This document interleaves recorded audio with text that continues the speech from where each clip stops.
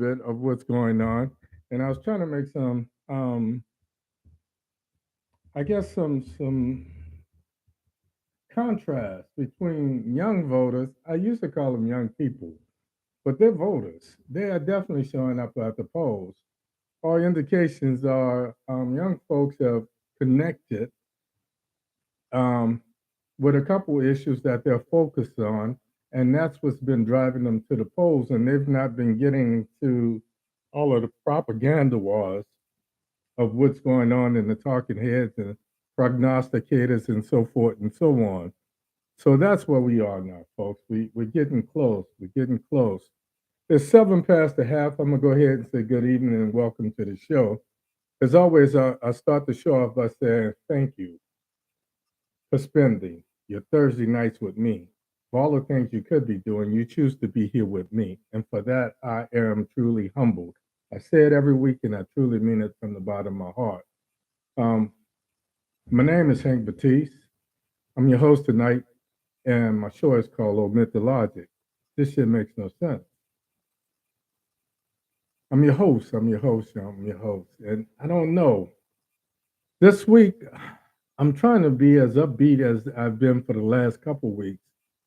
But I guess with me having to do some of the research and the constant mental and psychological pounding that's involved in coming up with topics and then researching said topics and then doing vetting different stories and getting contrasting views and so forth and so on. It's like writing a graduate level thesis every week.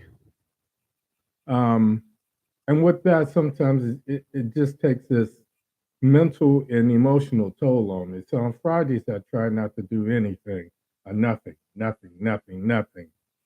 So with that being said, I'm gonna say, welcome to the show. Um, the voices in my head are somewhat pissed and agitated. I realize that we're getting so close, and we've been putting up with this really, folks, for 2 years now. It's been 2 years since, almost 2 years since Joe Biden was elected president. And now going into these midterms, it's seeing that the outcome is just as vital, if not even more so. Um, and I won't even talk about that so much. Last week, I came up with a term I called the post election traumatic stress. Um, And then I had one of my followers who came to me and they says, if anything, you should be talking about pre-election traumatic stress. And I said, you know what? That's probably right. I said because with all of us being inundated with all of this propaganda, with all of these varying points of views, with these boisterous, loud Trump disciples, they're not even fans anymore. There, some of these people, believe it or not, are more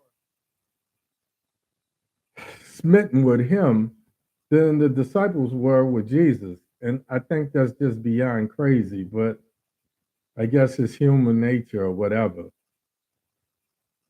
Um, but I understand with January 6th being this ongoing thing, and each week we keep hearing all of these what seems like knockout blows, and somehow nothing seems to come of it. So I understand this pre-election stress disorder. I understand the trauma that is playing on the psyche because I understand how I feel. Um, there's so many moving parts, and I keep talking about this. Excuse me, I'm gonna have to start bringing my sippages back. It seems like I'm getting a little parched, but I didn't do anything tonight. I'm trying to keep my liver and stay away from the bourbon, but you know I like my bougie bourbon.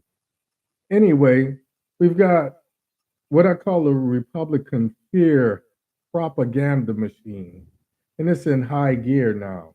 You know, we're all of these Republican governors seem to have a unified message to the pro-lifers. They say those damn liberals, they just want taxpayers to pay for their abortions. Really? I think we all pay taxes. So if women are starting to have some of the issues that we saw that preceded, legal abortions, and I was talking to a nurse friend of mine, and she was talking about some things that was going on in Georgia that I didn't know anything about. Seems that we talked about the case. Let me digress for just a second. I brought up the case a couple of times of the 19-year-old white girl, and it doesn't matter what her color is.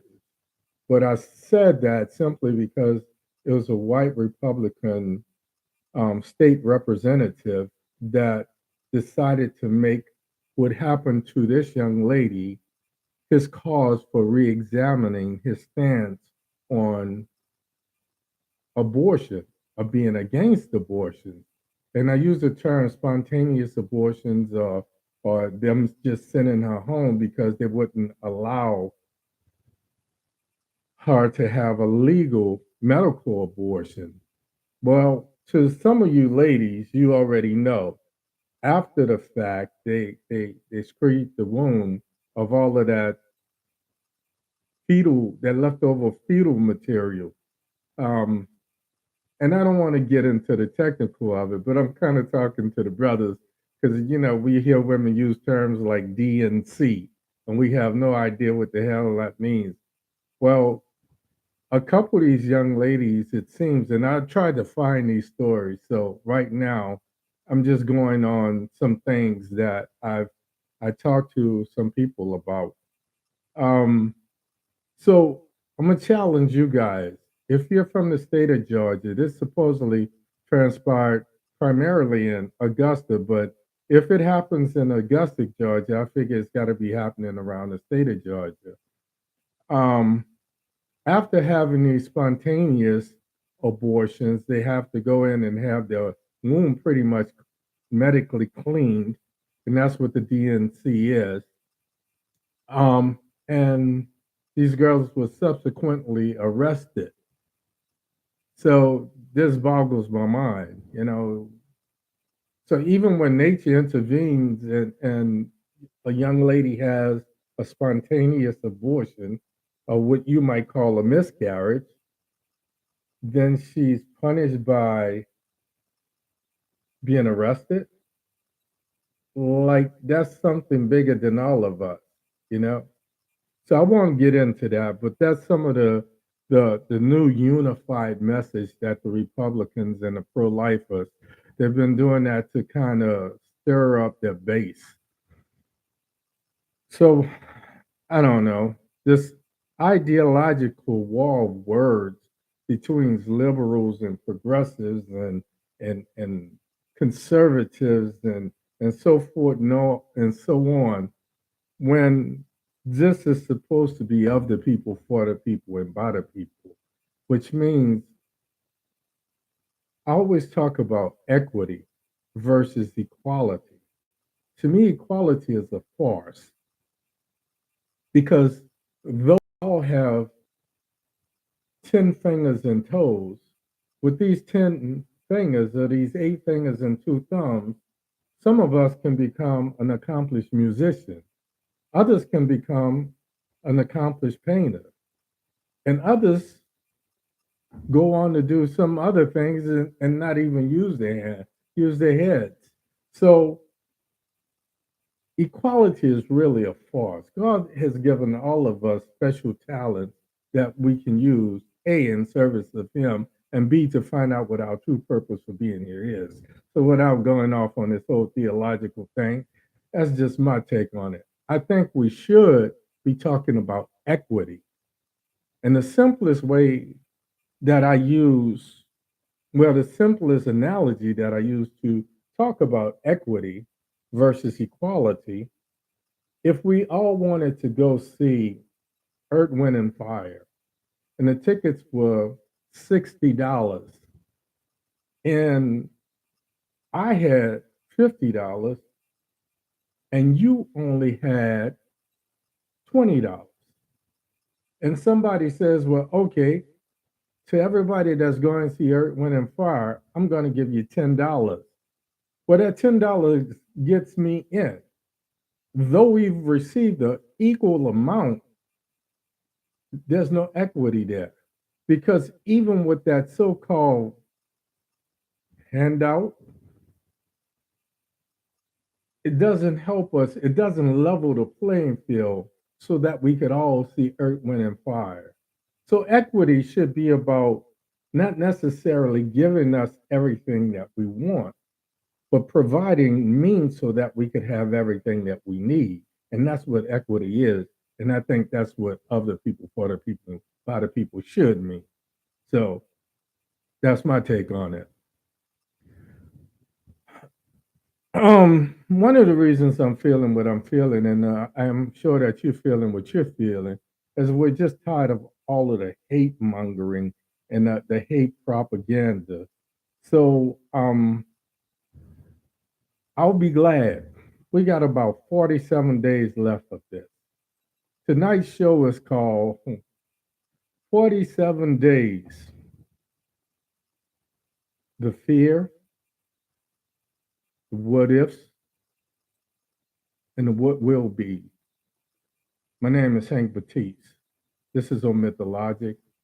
This shit makes no sense, people, but let's make it make sense. Let's do this.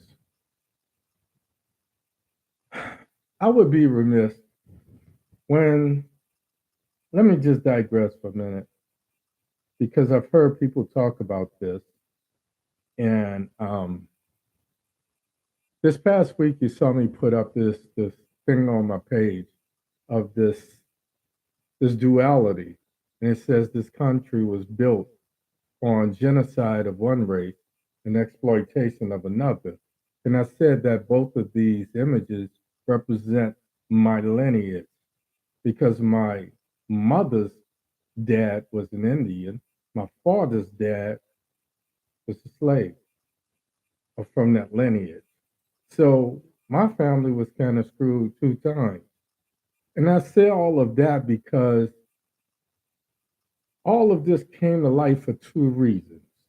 One was because Disney had the audacity to make the Little Mermaid black, and every hate mongerer out there lost their mind. I said every week, black folks go to a black church and look at a blonde hair, blue eyed so called Jesus and open the Bible that says Jesus had hair like sheep's wool and feet like burnt bronze. And they worship this image, regardless of what it looked like, because of supposedly what it stands for. And then, after the passing of Queen Elizabeth, um, I have a couple friends that are from England. And I decided to talk to one of them because they both have Jamaican ancestry, but they were raised in England. And I asked one lady friend of mine, and I use the term lady, how did she feel about the Queen's passing and how, if at all, it would affect her family back in England? She said she was very grief stricken. And I said, well, let me just be devil's advocate for a minute. Say, how could you be so grief stricken for a woman who represents a monarchy who has to her death?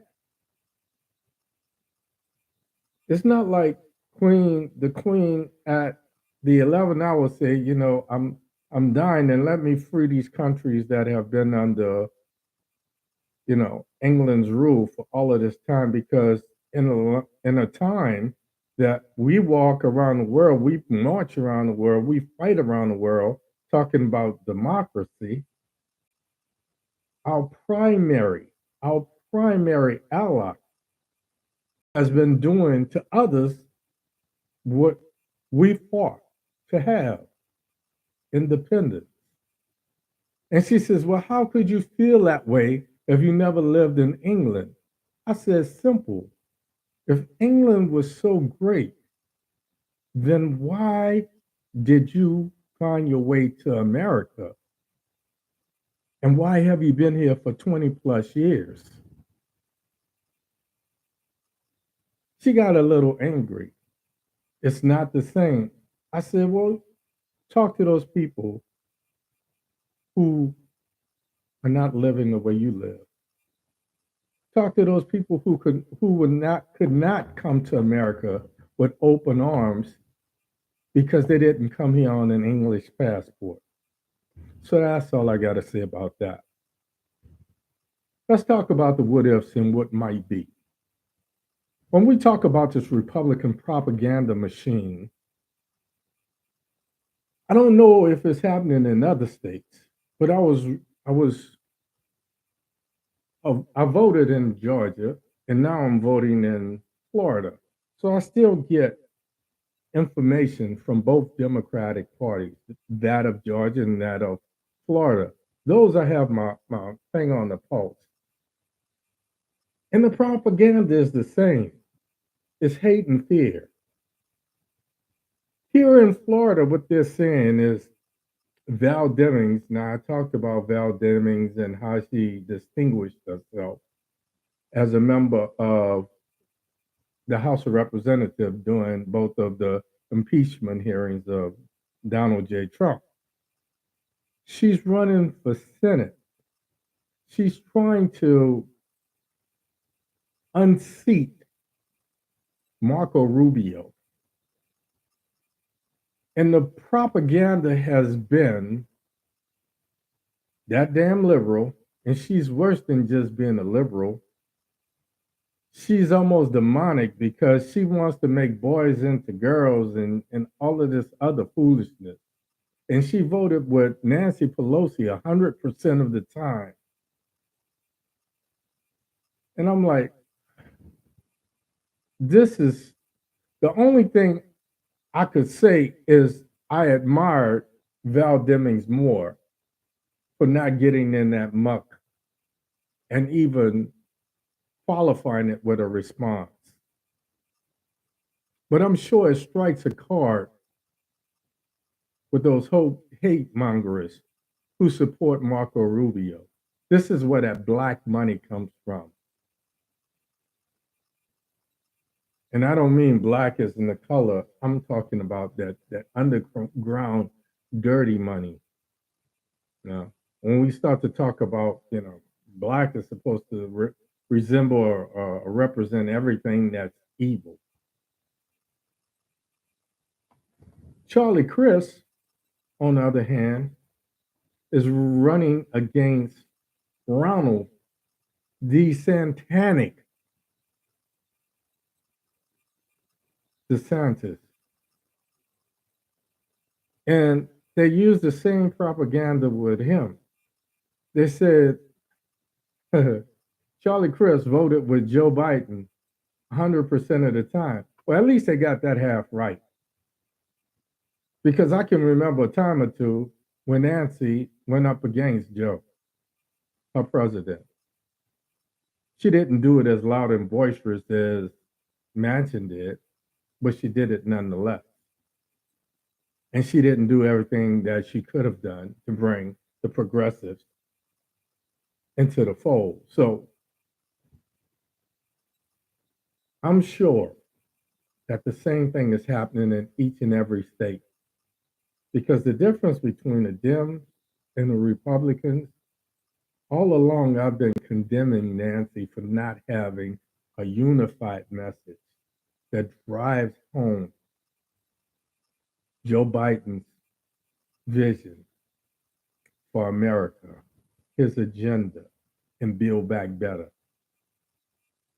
All along, I've been saying that the Republicans are known for doing just that, having one message.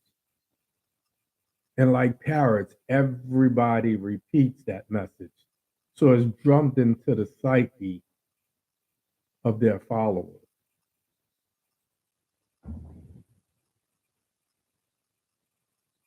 47 days, folks. Um, don't be dismayed. If they say that, even though you need to look at some of those people, don't just vote Democratic just because it's Democratic.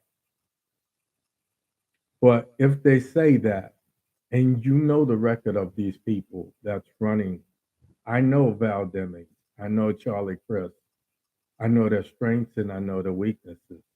And one thing I know for sure, they're much better than the Marco Rubio and a hell of a lot better than Ron DeSantis, the satanic DeSantis. So that's all I got to say about that, folks. I have to take a breath because I'm about to go into this whole Garrett Garland merit, and I can't understand the wishy-washiness. I can't understand that once you got this information, why you're not just moving on it. Why is it taking so long to convene a group and come up with these charges? My name isn't Perry Mason. I'm not with the district attorney's office, and I'm certainly not with the AG. But it doesn't take anybody that watched 3 episodes of Perry Mason with their mama could say the man is obstructing justice. We can say for sure that he should be prosecuted for inciting a coup d'etat.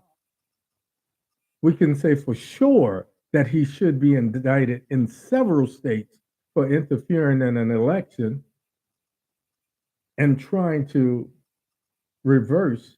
So there's some voter fraud that's election fraud or attempted election fraud. However, whatever leash you want to use to express it, we can say for sure that he's obstructing justice in an ongoing investigation, not just with January the 6th, but all that's going on. And then he had the audacity to say in an interview with the radio host, I think his name was Hugh Hewitt, and he asked Trump what would happen if he was indicted. And Trump said, and I quote, "I think you'd have problems in this country, the likes of which perhaps we've never seen before," unquote. That sounds a lot like what he said moving into January the 6th, where he told the Proud Boys, to stand by, to stand by, to stand by. And then on January the 6th, we see them show up in full force, in mass numbers, and we hear about them stacking guns and stashing guns around the DC area. Until today, none of the organizers have been prosecuted. So all these little underlings, and I understand this is like a bad episode of some TV drama. So we arrest the corner boy and try to get him to rat out the big supplier. But the problem with this is we have the big supplier on tape. Not just back then, but he's doing those same bully tactics, those same threatening and inciting the riot tactics right now. If I were AG, though I would do it with the utmost of professionalism,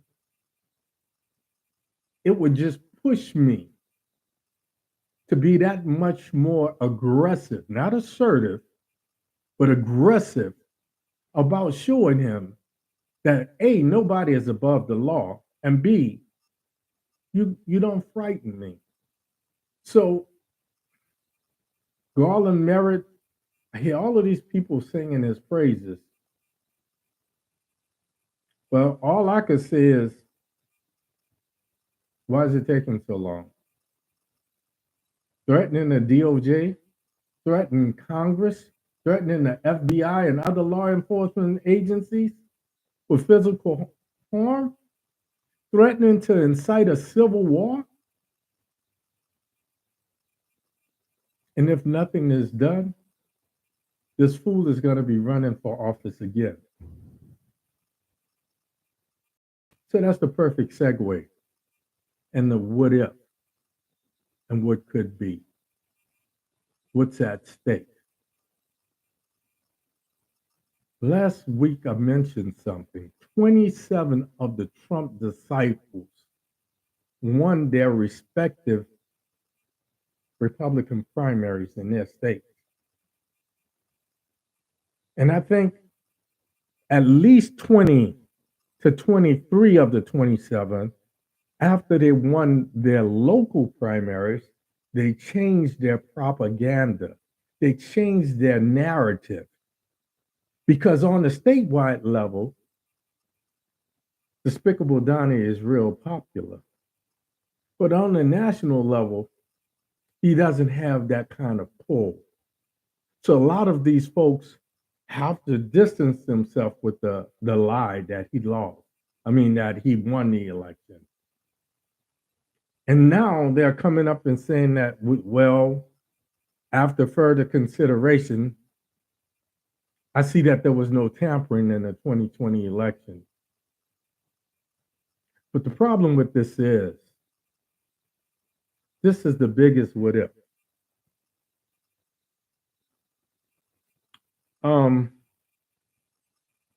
If he wins, he wants to be a Putin. He wants to be a monarch. When he talked about Queen Elizabeth, all he could talk about was the fact that she reigned for 70 years and what that must have been like. And you can see him salivating. He wants to be like a Kim Jong-un. And the only thing he would rather be more than a dictator is something close to a king. And when you have this many knuckleheads, this many disciples that are willing to sacrifice themselves, when I hear these so-called Republicans talking about how we're the ones who want to take over the country, yet they are supporting someone who incites violence and encourages others to sacrifice themselves for him.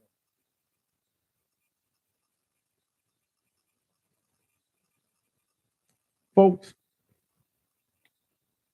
yes, I'm agitated. I'm pissed beyond the level of pissosity.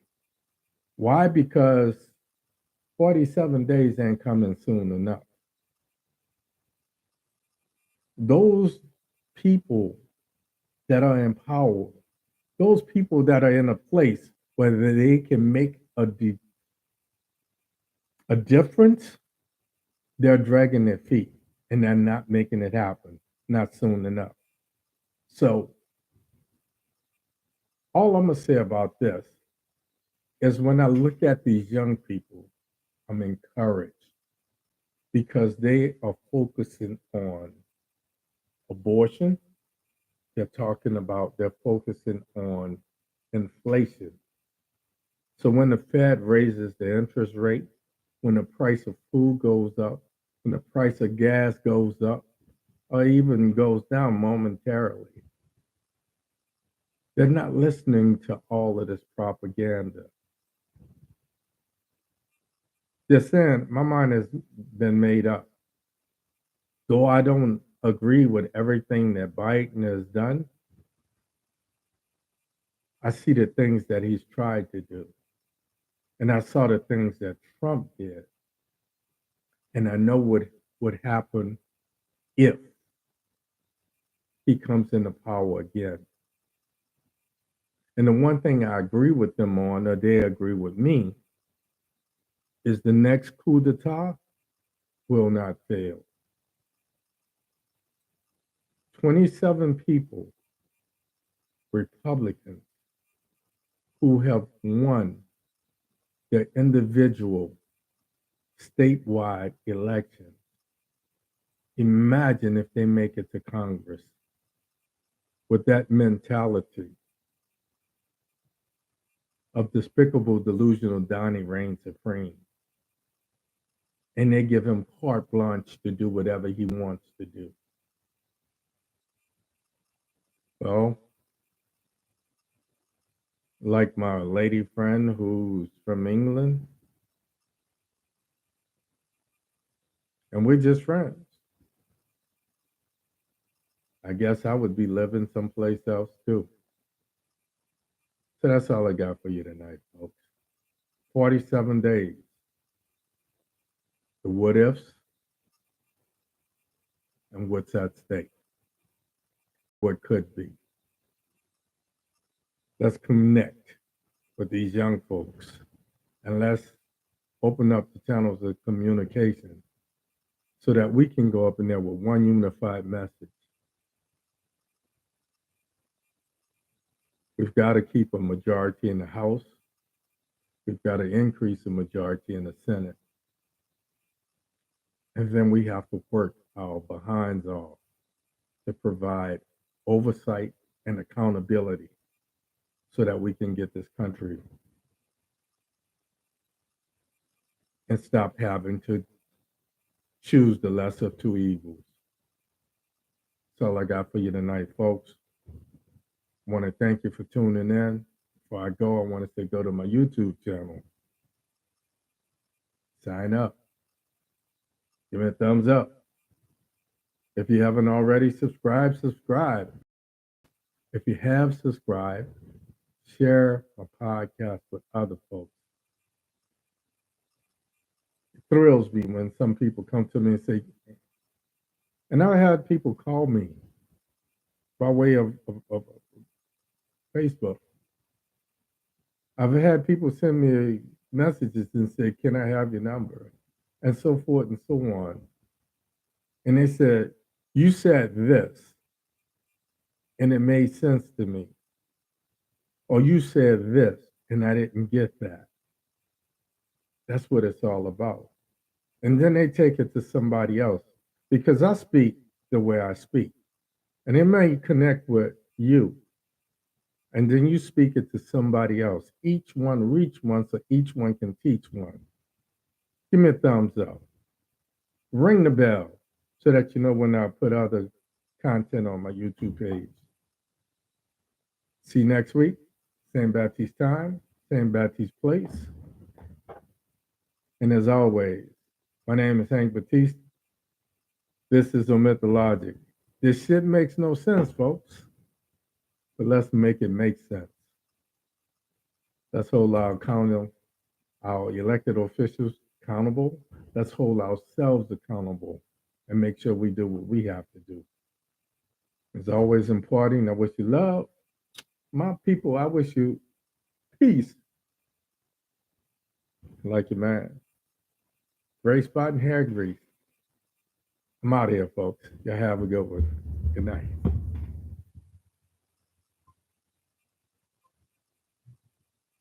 YouTube, where you at? Did you hear me? Could you hear me? Could you hear me? Could you hear me?